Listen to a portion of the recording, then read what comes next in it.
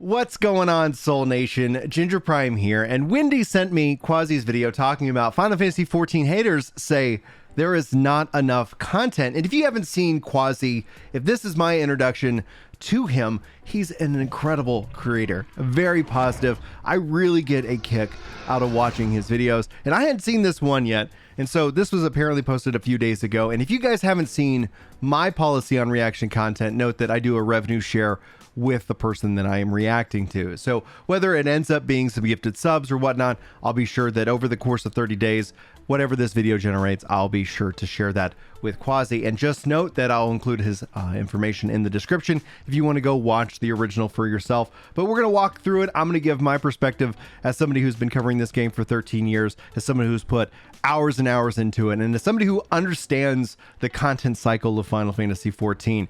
I absolutely cannot recommend Quasi enough. Please go check him out. In fact, what I'll do, I'm pretty sure I'm going to like this video anyway. I've already pre-liked his video. And if you guys feel like this video earns it, be sure to drop a like as it helps it out overall in the algorithm. Now, we pause and we discuss, and this video is going to end up probably running obviously longer than his video. This is a part of that discussion, and I highly encourage this kind of material. If you guys ever feel like you want to react to my content, you don't need my permission, but you have it anyway. So go forward and have a great time. And I'm looking forward to hearing your thoughts on my thoughts, on Quasi's thoughts in the comments below. So let's go ahead and dive right into it. Hey folks, this will be a spicy video. Today we're talking about haters. Now, for the longest time, I've been covering Final Fantasy XIV on YouTube. Naturally, in the YouTube comments, there will always be haters. But a certain common voice is getting louder and louder. I'm starting to see more and more hateful comments about how there's no content in Final Fantasy XIV. Now, I've responded to some of these comments in the past, but as we get closer to 6.2, their voices have intensified. So I figured instead of answering one by one, I'll make a video, I'll answer everything at one go, so I'll just point people to the video in the future. Now, all right, I want to pause and say it like so. It says, the more money, the more popular, less content we seem to get. Unstoppable, successful, really, last I checked, many people have quit. There is this thing within MMOs, especially nowadays, as opposed to like, I feel sometimes when people critique an MMO, they're locked into some version of the past that is either true or is fabricated and you believe it to be true, because we lie to ourselves as human beings all the time. And what I see within the MMORPG is that there's nothing wrong with less people playing. In fact, Final Fantasy XIV legitimately changes the entire model and shows, I think, everybody a pathway forward for MMOs. It's that people take breaks and people come back. And it's about that cycle, and it's about letting them take that cycle, where in the past, MMOs really tried to hold on to you.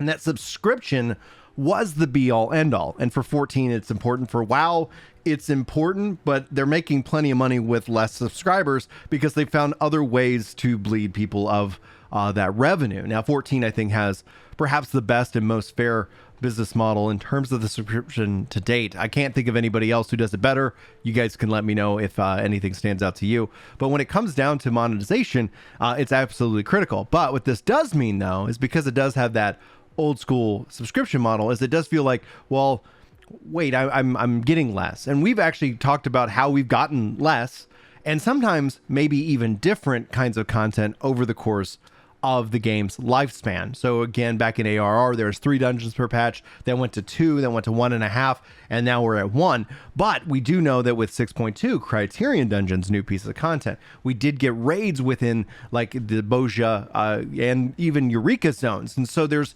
been a shift in the content that we've gotten, but we have gotten overall less. And when it comes down to it, and when you pair this with Final Fantasy XIV and Yoshi P saying they'll spare no expense, the question is that will we see that ultimately change in the long run of Final Fantasy XIV? I think it does have to. This is something I've been stating since Stormblood, when you start to actually look at it. But what you see here is people get frustrated, they get burned out, they play through that burnout, and then they get mad. And social media is a great place to go and ventilate that. And the people's negative comments are weighted with people's positive comments. The majority of gamers, especially within the 14 community, they'll just go play something else and then they'll come back. And if you go look at those comments, you'll see like, man, I've been on a break for 2 years and I'm back, and oh my gosh, I'm really so excited. And that's essentially kind of the model.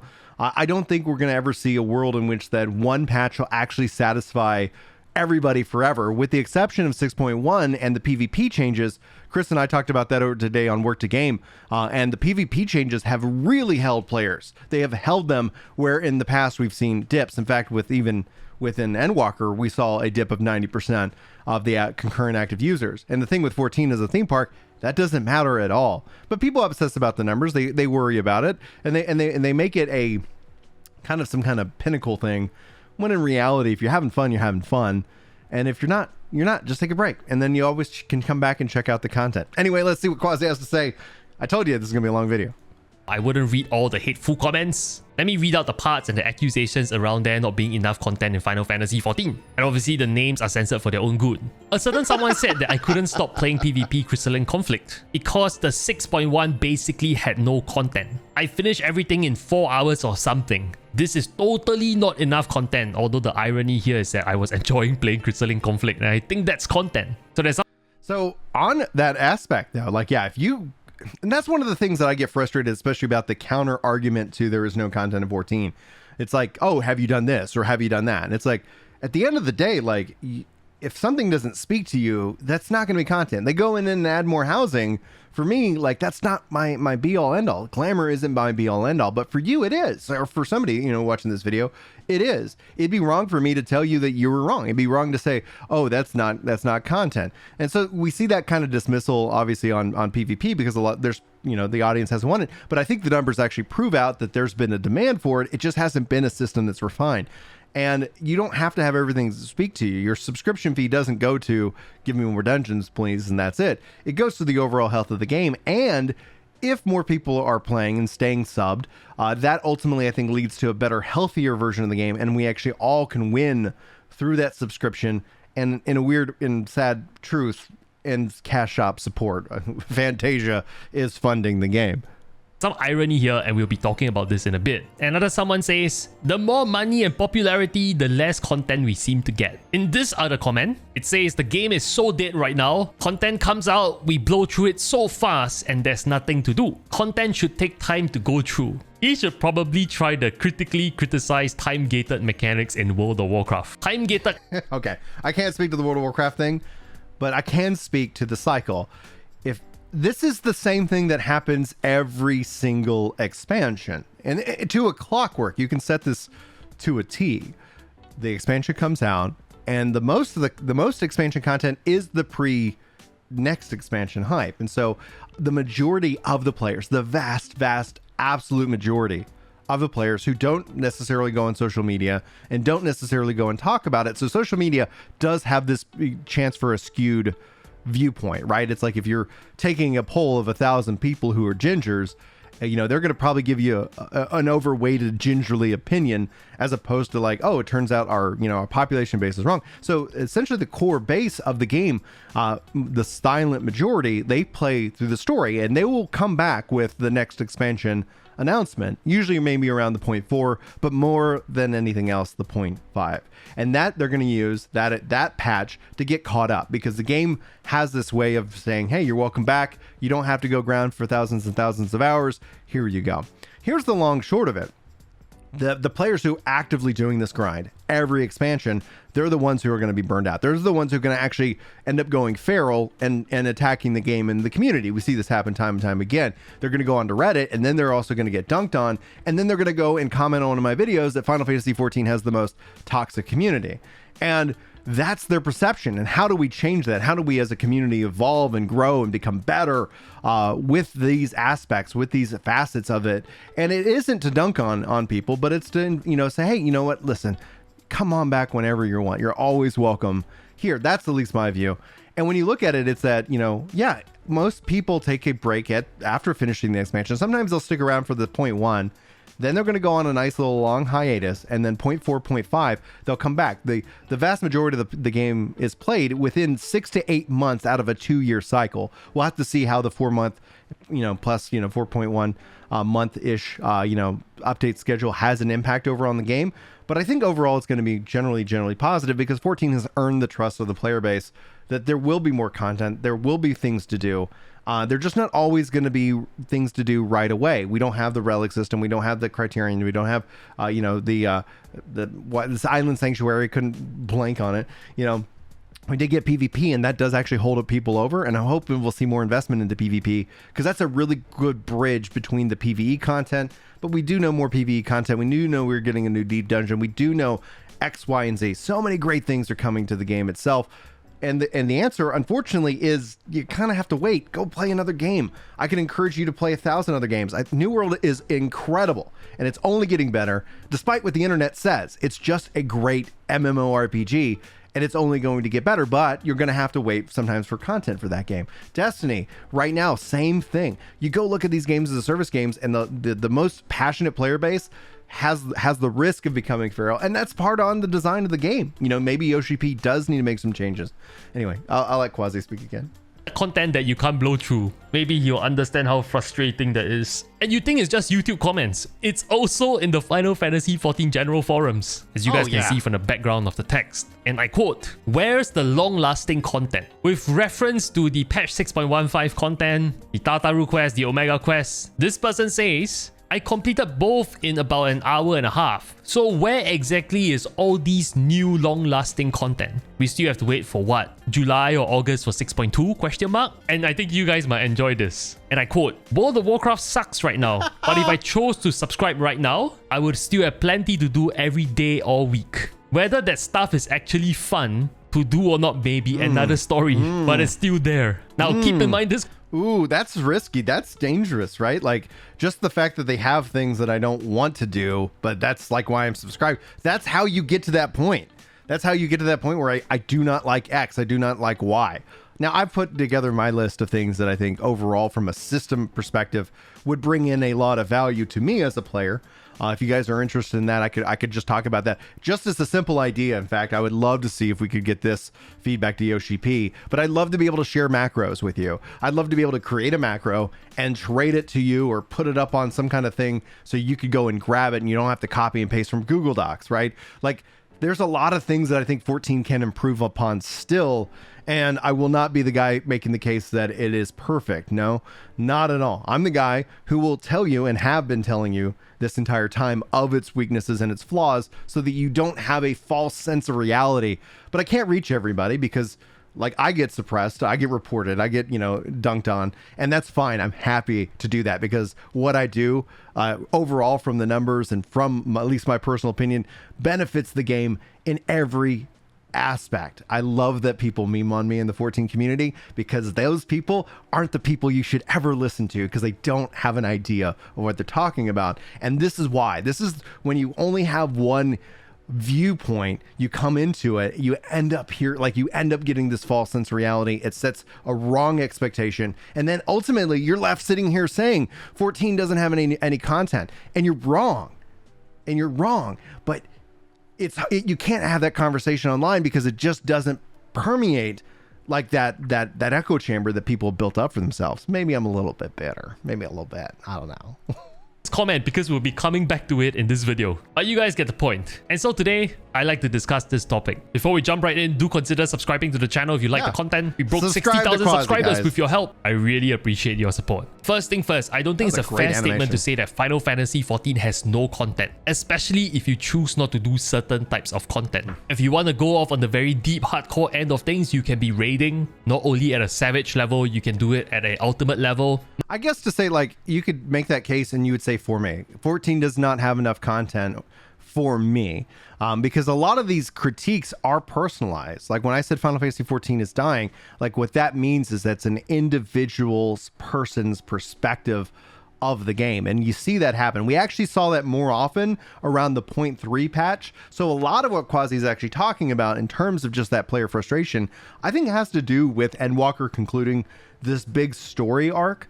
And so you end up having this moment where people just like, and then they're all like, wait a minute, this is exactly like it was in Stormblood at this time. Oh, this is exactly like it was in Shadowbringers at this time. Oh my goodness. And so what ends up happening is that for them, they burn out, they die out, and then the game dies for them. And that's ultimately essentially what that is in reference to. Most statics are still progging through the Dragon Song Ultimate, which many people have dubbed as one of the best ultimates in many years. And if that's not good enough, you can also go back and do the old ultimates, which by the way still gives you really good rewards. The weapons have a timeless look. Those shiny glamours can be used for many years to come. Definitely worth putting in effort to get them. As a parent, as somebody as you know, like has a like I wouldn't say I'm a full-time content creator by any stretch of the imagination.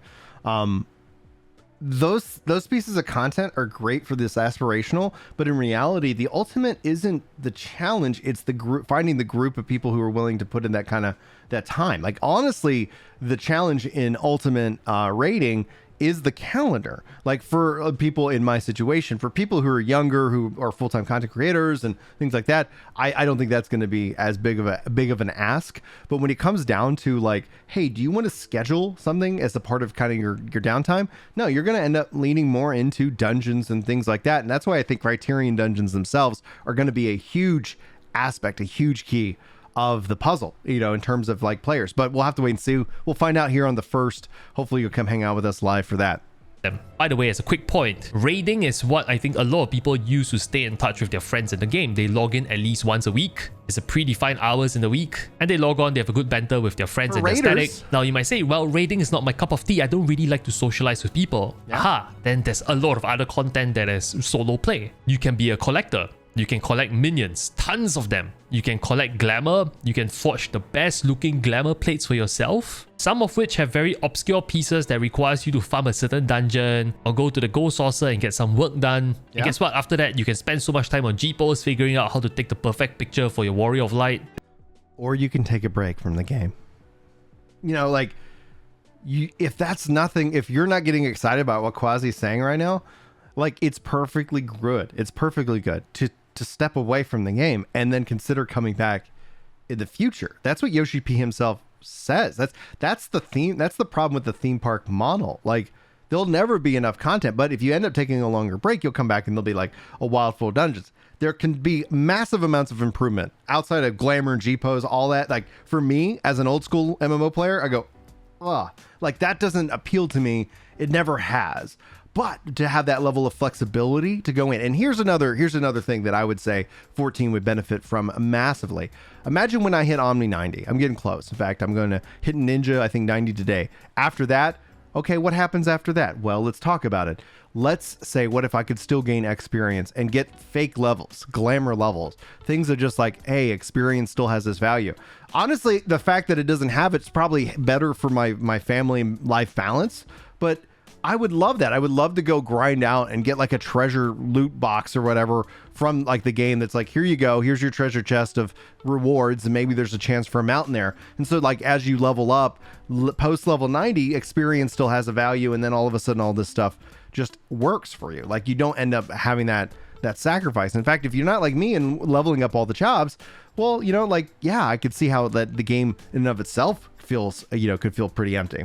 There's so many positions, so many camera angles, different kinds of lighting you can use. For the more advanced users, you would even dabble into color theory and using filters and all these things. But I'm not done. There's more. There's a whole triple triad mini game within the Gold Saucer that you can collect all the cards for, which will reward you a really rare mount. And speaking about mounts, have you thought about collecting mounts? All the different mounts from the different EX trials, all of which comes with their very own OST. When you ride the mount, you can get involved in fates, some of which rewards you really cool glamour on mounts. Or you can go off on the deep end to do Heaven on High or Palace of the Dead. And oh, I forgot to mention, there's also PvP that is very, very popular recently, especially. Yeah, again, when I cover the numbers, like we've seen actually PvP and the retention from 6.1 massive. In fact, again, highly encourage you to go check out the work to game video that Chris and I made. It truly is telling. It shows that I hope that they see the numbers and then they invest in PvP more, because PvP is such a good thing for that retention model, which benefits PvE players because they don't have to spend that much time on working on PvP, but the money that they continue to hold on to and draw in will end up benefiting PvE players. So PvE players, I hope that you guys are also rooting for more PvP content, even if you have no interest in playing it. Especially Crystalline Conflict. Again, you might say, well, I don't want to play multiplayer. Well, there's crafting too, and there's professions. You can go fishing, you can make money off the market board, and then you can use your money and figure out how to decorate the dream home of your own.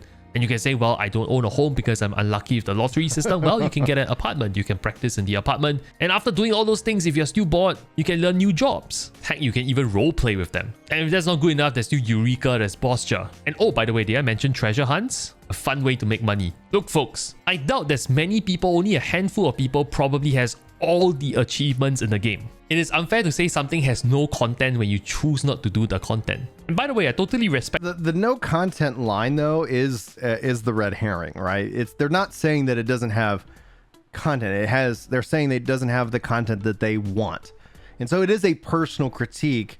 But yeah, that's the problem in the counter here that Quasi is representing and demonstrating is that yes, Final Fantasy XIV has content, and those people also would say, yeah, they got that. I'm just not interested in that, and that's why, like, when it comes down to it, I would say, like, maybe overall, like, as a community and discussion oriented way, we can work to change the thing to say no content. Like, what kind of content do you want? What is it that you would love to see? And I think that list in and of itself is probably shared by the vast majority of players in things that we want to see. Like, I'd love to see a way that we take the content we currently have, we level it up. We've seen the Unreal Trials as an example of that. We level up the dungeons and we let the dungeons themselves level up. But who knows? Maybe the new Deep Dungeon will actually be a hybrid of what we've seen with Boasjo, with Zadnor, with Eureka, and then bring in these systems in play. I think that would be personally very exciting for me. That's actually what I've been hoping for within the game from a PvE perspective. That replayability and that way that I can personally challenge myself up to a threshold, not necessarily always to say like, yeah, I cleared the dungeon and I'm going for a time trial that doesn't really exist. I guess we could do speedrunning more. That would be like that. To add on to that, guys, if you've never done Final Fantasy XIV speedrunning, it's a heck of a lot of fun. We'll be doing some more as soon as I hit Omni 90, because then I'll be focusing in on, fun and interesting ways of taking Final Fantasy XIV and making it something special. And that's one of the ways to go about it. Anyway, I'll return it to Quasi here. Respect the fact that some people don't like certain types of content, and there's nothing wrong with it. It's all personal preference. Some people just don't like raiding, some people don't like PvP. That's completely fine. The more important question is, have you really given it a fair shot? And I feel like a lot of people, they don't bother moving out of their comfort zone to try new content because they are apprehensive about what lies in the road ahead. They don't know who they'll meet in the party finder. They might be nasty to them. They don't want to get into crafting because it's like learning new things. They don't want to try PvP because it's all very competitive. They don't really want to join FCs because, well, they don't want to interact with other people because maybe they had a bad experience socially in the game. There's many reasons why people feel that way, right? So kind of talk about that in two fronts. That's where obviously we're seeing the dungeons add in more single player aspects so that you don't have to run into other people. And we're seeing, and people are afraid that the more solo driven experience of Final Fantasy XIV will overall hurt the MMO side of Final Fantasy XIV. And I've always seen it that Final Fantasy XIV is a Final Fantasy game first and foremost, and then it's an MMO, and then it has those online features. And I'm really curious about the data in the long run. We won't know until like a year or two later, once all of this stuff has been brought in, if it's been a positive or negative impact on the community. But what I would say to that, what I would say to the players who've had that experience, like, I think that's where community leaders, and you could consider myself one, whether you do or don't, like, we'll just use that as an example, or Quasi, or other streamers in that regards, other content creators. Like, I think that's the part on what we have to make. We have to make that inviting environment so that you feel comfortable stepping out of that zone in a friendly way, in a non-judgmental way, in a way that we can continue to explore. And that's one of the things that, like, I look at in terms of like the controller guides and ways that to invite you guys in. If you're looking for people to play with, like, you can come play with me. Like, when I do a live stream, when I'm doing this stuff, whether it's over on Twitch with Work to Game or it's on Ginger Prime, like, that's an invitation for us as a community to get together and play, whether you feel comfortable speaking or not, or comfortable joining in or not. Like, the invitation's always going to be open for those willing to make that leap. But it does require that leap from the player perspective, right? Like, if you just want that completely solo experience, I'm not going to judge you for it. But if you're wanting something more, the game will ask you, like, the community does ask you, you got to make some level of effort. And hopefully what we can do is also, from the content creator side of it, encourage that play and that enjoyment together. And there's nothing wrong with that. But I guess the question to ask yourself at this point if there's content in the game you haven't tried and you immediately conclude there's no content, doesn't sound very fair. But I think if you're paying a subscription for the game, you definitely owe it to yourself to at least try. Try it for an hour, try the new activity for an hour before concluding that you don't like something. Most of the time, if people are honest with themselves about why they're not trying certain types of content, things they haven't done before, I think the honest answer is that they're actually burnt out, which brings me to my next point. Let's face it, variety is indeed the spice of life. Yes, it is. When you force yourself to do the same thing every day and expecting a different outcome, I think Albert Einstein defined that as insanity. It's the same thing in Final Fantasy XIV. If you log on every day, hoping that your experience today will be better without doing anything different, you will definitely not find your answer there. And over time, you become disillusioned, become jaded, and you think that there might be nothing in store for me in this game. Here is one thing that I, again, not to pick on the 14 community, but here's one thing when that player has the idea of like, oh, this is something that I would like to see. The problem is they'll go post that on Reddit or on the official forums and they'll get dunked on and they'll get destroyed.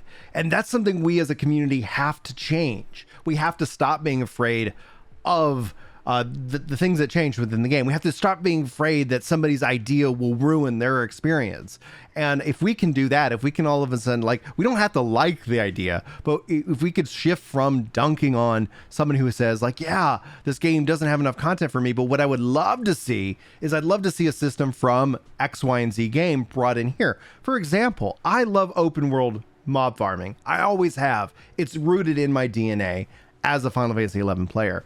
If they were to just go and say, hey, Guild Wars 2 has a system that the longer a mob is spawned out in the map, it gives bonus experience. All of a sudden, you could actually say like, yeah, I'm going to level up and I'm going to go farm experience in the open world by killing mobs that haven't been killed in a while. How exciting is it to see this bonus experience pop up? Like, sharing that as an idea, I think benefits the overall game, but there is an inherent risk to my mental health if I wasn't like so thick-skinned, if I went and posted on that. And that's the thing that has frustrated me, that I've tried to continue to champion ideas that I even disagree with, just so people feel heard, because that's the other aspect that leads to burnout, is that when you're like, oh, I really like this, and you go post that online, and all of a sudden you just get so much visceral hate from people who are afraid that the game will evolve. If you're afraid that Final Fantasy XIV is going to evolve, well, you're in an MMORPG. That in and of itself, I think, is a contradiction.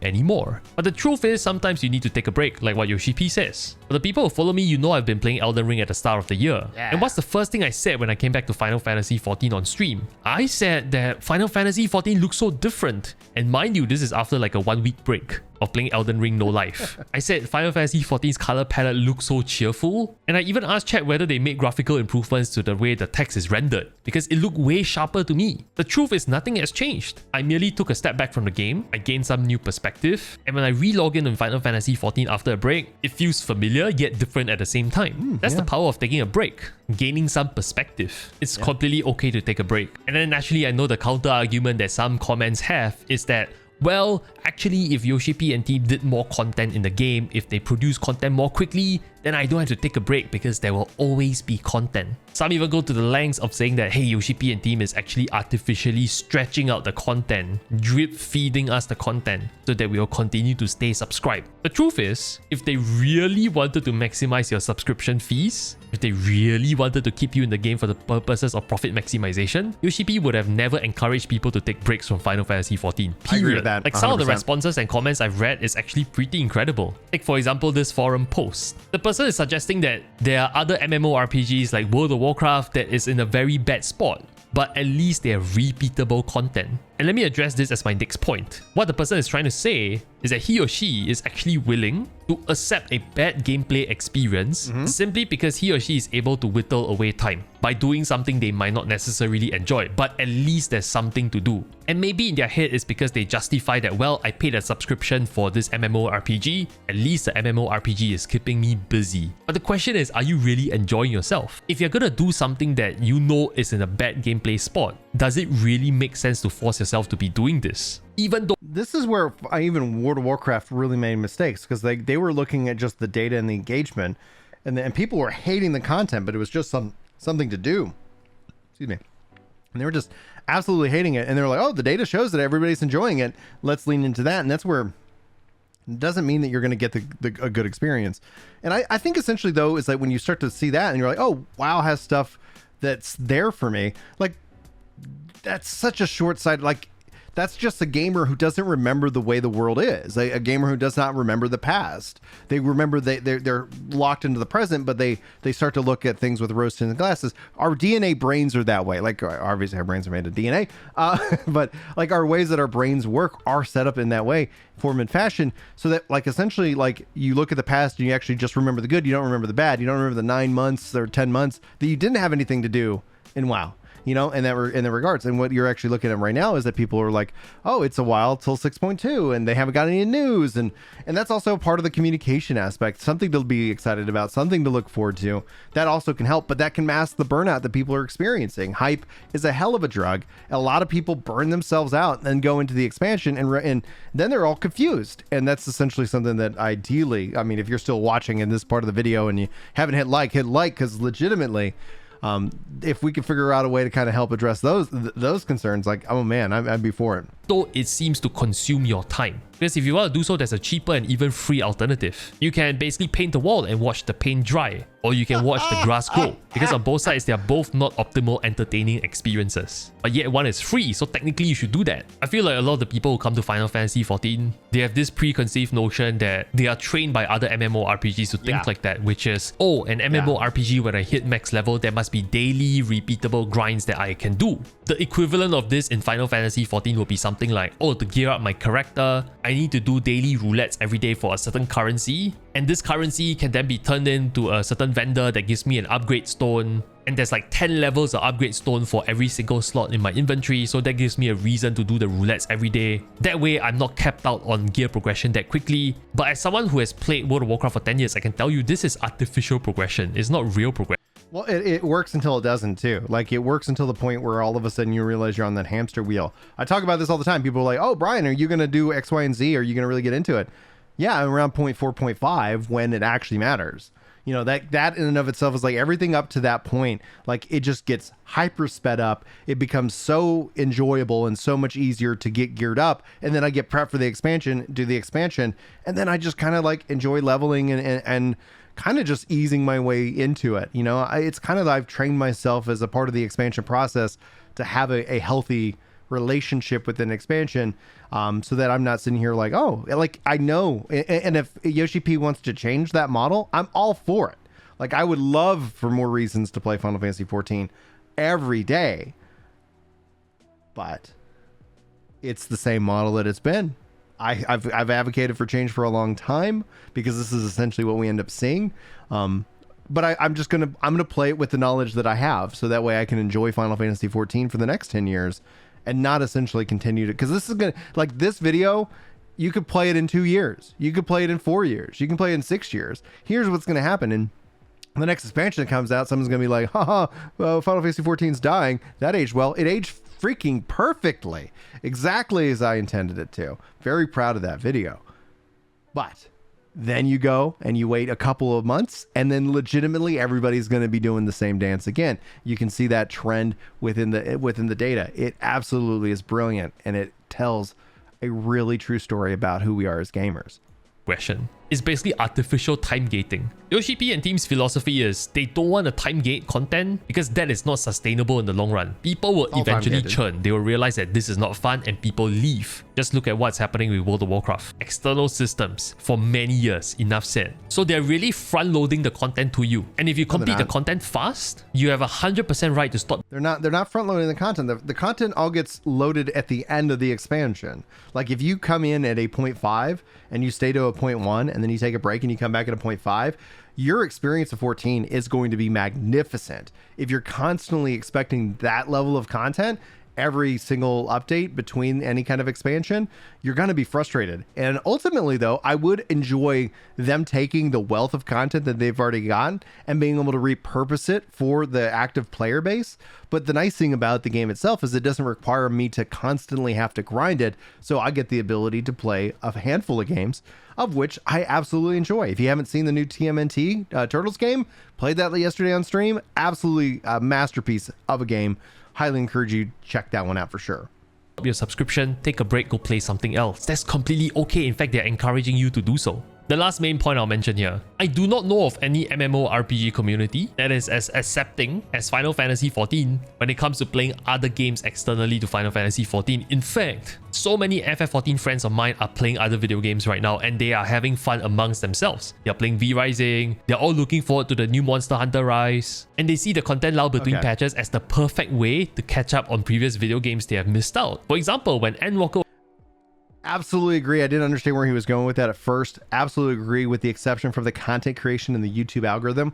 And that's why one of the videos that I'm working on as a preview of why you end up seeing me with multiple channels and a channel focus on each game is it's actually healthier for the content creator. And so from a content creation perspective, not as a full-time, and even as a, like if somebody was full-time, I would highly say it's like, if you want to play multiple games and talk about them, you got to make multiple channels, because at the end of the day, like, making up a percentage, 80% of the community is there for the game and 20% maybe are there for you. And, you know, that probably could vary based off a different content creator to different content creator, but that's kind of a key aspect. And what you end up seeing is that you see content creators feeling kind of trapped, like they can't take a break. And so that's why I would say, listen, like if you want to play 14 and you want to play another game, you could talk that you played it, but if you legitimately want to dive in and cover it in terms of content, I would highly encourage you to actually create a second channel, and as that's going to benefit you overall. There are some games that could have a really tight overlap, right? Like let's say you got upcoming Blue Protocol. Maybe you also want to play another fantasy, you know, anime MMORPG.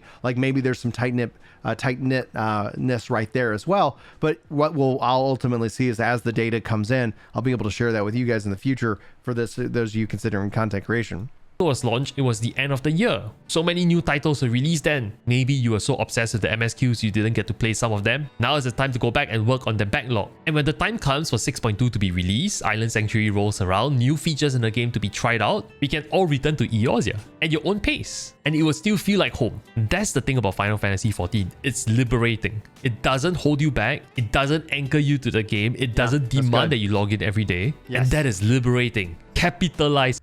Even with the Beast Tribe dailies, like the fact that you can finish them as part of a story, etc., is so nice. And it actually makes me enjoy this game more, because then I don't constantly feel like, oh gosh, I'm falling behind. And, you know, like, and that's also comes with the experience of playing the game for so long. On that. Before Final Fantasy XIV, I never knew that kind of freedom. I was always on a hamster wheel. If I don't log on today, if I don't log on today, what will happen? If I don't log on today, I'll lose my spot in the raid. I was driven to log in out of fear that I will fall behind. Don't you want to log into an MMORPG where you actually look forward to playing? Where your primary motivation is a place of positive emotions rather than negative emotions? Absolutely. And for some of these haters who say there's no content in the game, and maybe that's your answer, you should try other MMORPGs, and maybe you will see that maybe you have been taking Final Fantasy XIV for granted. You might think that Quasi is crazy and always talking about World of Warcraft being bad. But maybe you played World of Warcraft, you would now look back on Final Fantasy XIV and say, okay, I actually like the way they roll out content better than World of Warcraft. Maybe that's a solution. And let me remind you again, the grass is not always greener on the other side. Sometimes the grass is dead on the other side. I came from a world where sometimes I have to wait for more than 1 year, yes, more than 1 year for a major content patch to land in. To you know, kind of talk about kind of 14 though, in terms of the raiding community, the Savage raiding community had to wait for over a year. And so Final Fantasy 14, but a lot of that I think had to do with COVID. A lot of that had to do with just the way of the world, right? As opposed to like, hey, here's kind of our standard approach. So I think 14 has set a standard for delivering content and essentially keeping the community happy, but then also delivering an expansion. And I wanted to do better. I wanted to do more. And I think it still can. I think Yoshi P's words echo that, but there's a function of time that comes along with that. And I'm very excited about what we're going to learn on, you know, about 6.2 and 6.3 and 6.4. I think it's going to be a heck of a really good year. And you're going to see that argument of 14 has no content die down over the course of the next, you know, 18 months. And eventually, like you whenever they get into the hype cycle, you won't be able to critique Final Fantasy 14 at all, because then essentially everybody will be back excited and no one wants to hear any kind of like, well, it's just going to be the same at 7.0, 7.1, etc., etc. So, yeah. In World of Warcraft. And over here between 6.1 and 6.2 is only a gap of 4 months. Roughly, and people are already losing their minds and complaining about this, which is baffling. It's easy to complain about things exactly in a vacuum, but when you take a step back and gain some perspective, you might actually finally see it differently. I know it's exactly what happens every single expansion cycle. Like, people complaining about it, it's the exact same thing. Like you can put a clock to it. It's a contentious topic. Let me know what your thoughts are in the comments below. With that said, a very big thank you for helping us cross 60,000 subscribers on this channel. What a massive milestone this is for this community. If you like the content on this channel, make sure to click the button in the middle of the screen to subscribe to the channel. Help us march towards 100,000 subscribers. I would really appreciate that. A very big shout out to my Patreon subscribers. Thank you so much for keeping the channel alive. Lastly, I stream on Twitch from time to time. Feel free to swing by and say hello. Thanks again for watching, and I'll see you real soon. Excellent video, Quasi. Excellent video. Guys, be sure to go check out Quasi's the core video. Go check out his content. Help him to get to that 100,000 subscriber marker, as it is a major milestone for all YouTubers. Thank you so much if you made it all the way to the end of this video. Sound off in the comments with hooty hoo, or something along those lines, so I know you made it to the end of this video. Thank you so much for your support. Thanks so much. Hopefully you guys enjoyed the reaction, and hopefully I'll see you in my next video, live stream, and or who knows what else I've got planned for you guys over the coming weeks. Anyway, guys, this has been Brian for Ginger Prime. Thank you for watching. Hopefully I'll see you next time, but until then, take care. Yeah. It's time to chill out on the couch and read some comments. That's right. You know me when it comes to Destiny. I'm off with the clan, and I'm glad you're feeling better. Oh yeah.